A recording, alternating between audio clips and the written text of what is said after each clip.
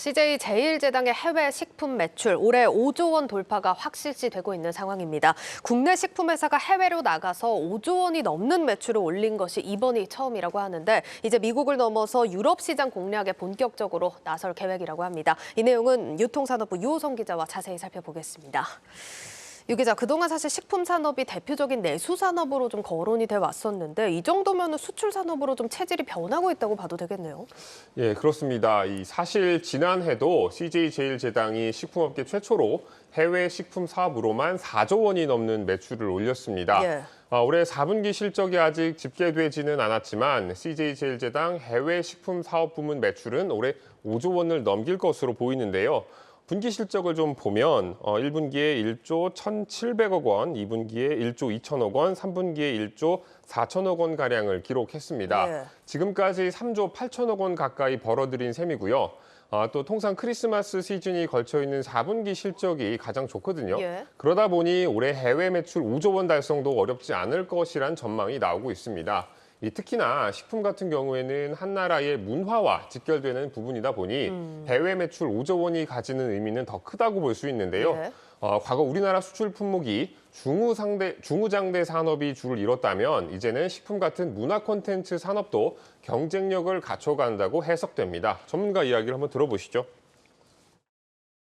우리나라 수출 주력 품목이 중후장대한 반도체라든지 이제 굉장히 소프트한 분야인 K푸드가 컨텐츠 산업과 더불어서 한국의 수출 주력 산업으로 지금 성장할 수 있는 그런 모습이 보이기 시작했다. 네, 이게 단순히 상품 수출을 넘어서 문화의 수출이라고 또 해석을 할 수도 있을 것 같은데 어떤 제품이 가장 인기가 많은가요? 일단은 CJ제일제당이 파는 이 가공식품 종류가 굉장히 많잖아요. 예. 이걸 다 해외로 내다 파는 거는 아니고요. 딱 7개의 품목을 정해 전략적인 접근을 했습니다. 글로벌 스트래티지 프로덕트, 줄여서 GSP라고 부르고요. 예. GSP에는 만두, 김, 치킨, 소스, 김치, 롤, 즉석밥 이렇게 7개가 있습니다. 가장 인기 있는 제품은 만두고요. 예. 전체 해외 매출의 70%를 차지합니다.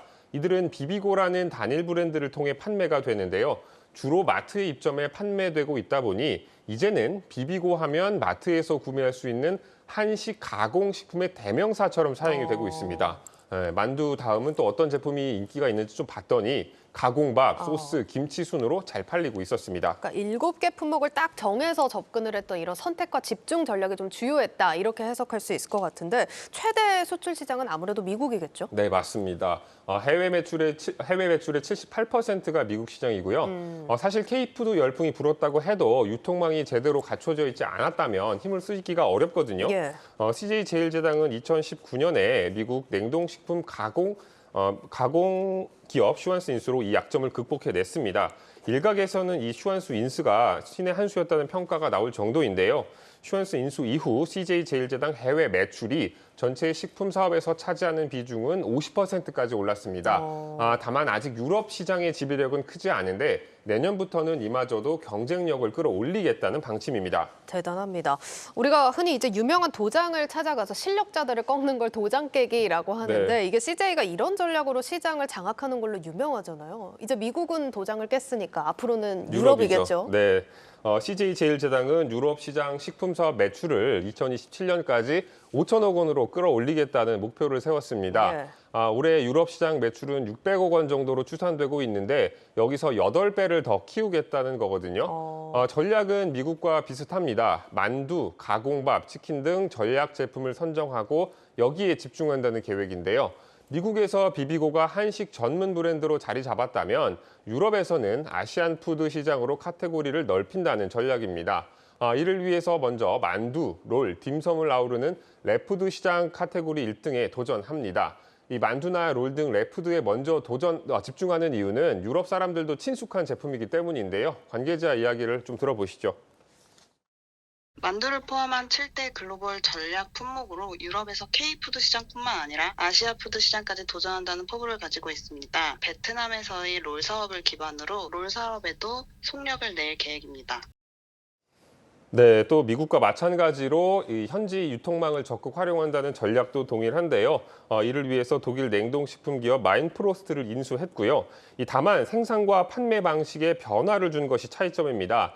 기존에 국내 생산, 해외 수출이나 현지 생산, 현지 판매가 아닌 이 베트남의 공장을 세우고 글로벌 생산, 그리고 글로벌 수출로 이 판매 방식을 변화시킨다는 방침입니다. 그런데 사실 조금 아쉬운 거는 실적이나 이런 포부에 비해서 주가가 좀 힘을 쓰지 못하고 있다는 겁니다. 어떻게 좀 해석을 해야 될까요? 사실 이 식품 사업 같은 경우에는 내년도 원재료값 하락이 예상되면서 오히려 수익성이 좋아질 것으로 평가를 받고 있습니다. 네. 원가가 하락해도 판매가는 안 떨어지잖아요. 그쵸. 네. 이 관건은 이 바이오 사업부인데 여기는 B2B 사업이라서 원가가 오르면 판매 가격도 오르고 반대로 원가가 떨어지면 판매가도 떨어지는 구조입니다. 최근 몇 년간 곡물가가 많이 올라서 예. 영업이익이 크게 늘었는데 이제는 곡물 가격이 안정세를 찾으면서 영업이익도 떨어지고 있는 상황이에요. 그러다 보니까 이 영업이익 증가율이 계속해서 둔화하는 모습을 보였고 예. 올해는 역성장할 수도 있다는 전망도 나오고 있습니다. 바이오 사업이 전체 매출에서 차지하는 비중이 한 4분의 1 정도가 되거든요. 예. 비중이 작지 않다 보니 CJ제일제당에 투자하시려는 분들은 이 바이오 사업 이익률이 어떻게 좀 변화를 하는지 관심을 갖고 지켜보시면 좋을 것 같습니다. 이와 관련해서도 전문가 이야기를 한번 들어보시죠. 바이오 첨가제들 판가가 다시 좀 하락하는 모습을 보이고 있어서 내년에는 아무래도 바이오 부분이 최근 2년 동안 좋았던 이익을 내년은 내기 어려울 거고 그러면 식품에서 좋아지더라도 상쇄될 거다. 주가가 좀 눌려있는 모습이고. 네, 그렇다면 식품 부문에서 상쇄 이상의 좀 성장세를 보여주길 기다려 봐야겠습니다. 유통산업부 유호성 기자였습니다.